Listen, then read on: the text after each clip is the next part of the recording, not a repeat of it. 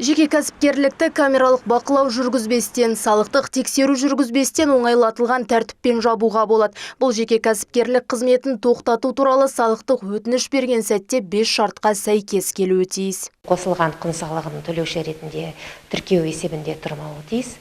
Бірлескен кәсіпкерлік нысанының қызметін жүзеге асырмайтын болуы тиіс. Жекелеген қызмет түрлерін жүзеге асырмауы тиіс. Салықтық тексеру жоспарында жоқ болуы тиіс. Сондай-ақ салық пен әлеуметтік төлемдер бойынша берешегі болмауы тиіс.